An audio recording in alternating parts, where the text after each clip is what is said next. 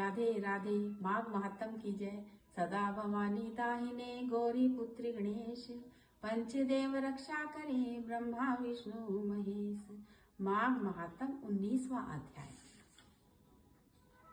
वह पांचों कन्याएं इस प्रकार विलाप करती हुई बहुत देर प्रतीक्षा करके अपने घर में लौटी। जब घर में आई तो माताओं ने कहा कि इतना विलंब तुमने क्यों कर दिया। तब कन्याओं ने कहा कि हम किन्नरों के साथ क्रीड़ा करती हुई सरोवर पर थी और कहने लगी कि आज हम थक गई हैं और जाकर लेट गई। वशिष्ठ जी कहने लगे कि इस प्रकार आश्य का छुपाकर वह विरह की मारी पड़ गई। उन्होंने घर में आकर किसी प्रकार की क्रीड़ा नहीं की। वह रात्रि उनको एक युग के समान बीती।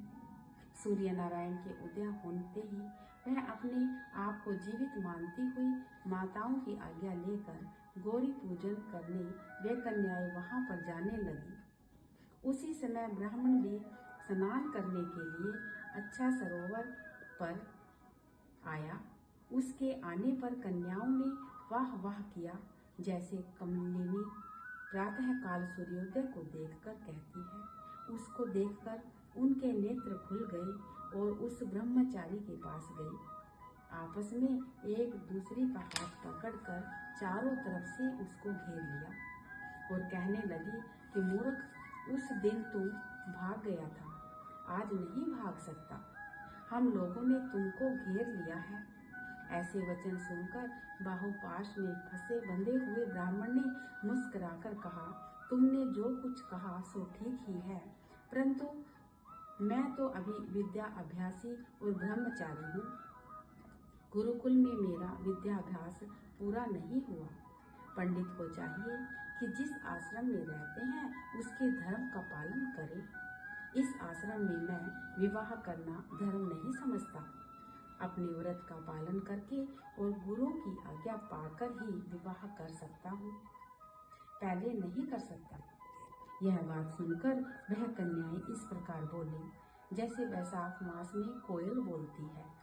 वे कहने लगी कि धर्म से अर्थ और अर्थ से काम और काम से धर्म के फल का प्रकाश होता है।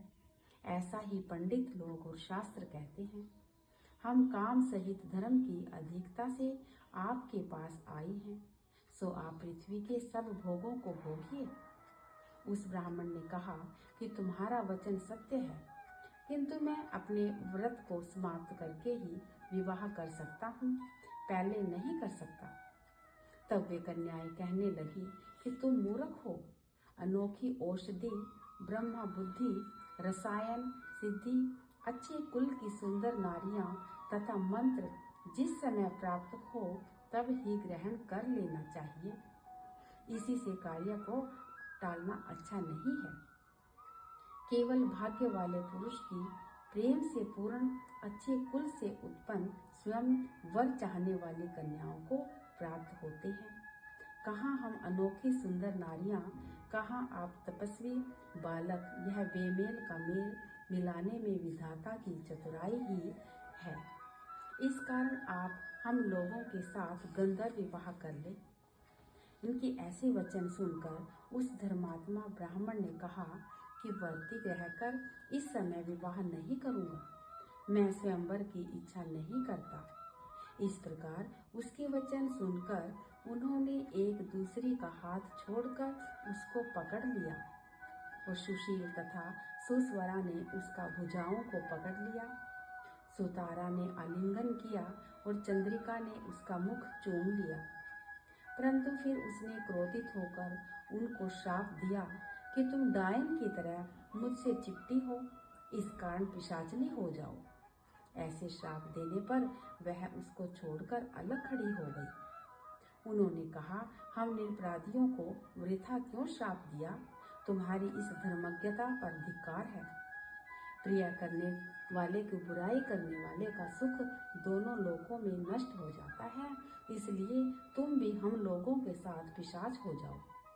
तब वे आपस के क्रोध से उस सरोवर पर पिशाच पिशाचनी हो गए और बस पिशाच पिशाचनी कठिन शब्दों से चिल्लाते हुए अपने कर्मों को भोगने लगे। वशिष्ठ जी कहने लगे कि हे राजन, इस प्रकार वह पिशाच उस सरोवर के इधर उधर फिरते रहे। बहुत समय पश्चात मुनियों में श्रेष्ठ लोमेश ऋषि पौष शुक्ला चतुर्दशी को उस अच्छोत सरोवर पर स्नान करने के लिए आए। जब क्षुधा से दुखी इन पिशाचों ने उनको देखा तो उनकी हत्या करने के लिए गोल बांधकर उनका चारों तरफ से घेर लिया। वेद नीति ब्राह्मण भी वहां पर आ गए और उन्होंने लोमेश ऋषि को साष्टांग प्रणाम किया। पिशाच ऋषि के तेज के सामने ठहर न सका और दूर जाकर खड़े हो गए।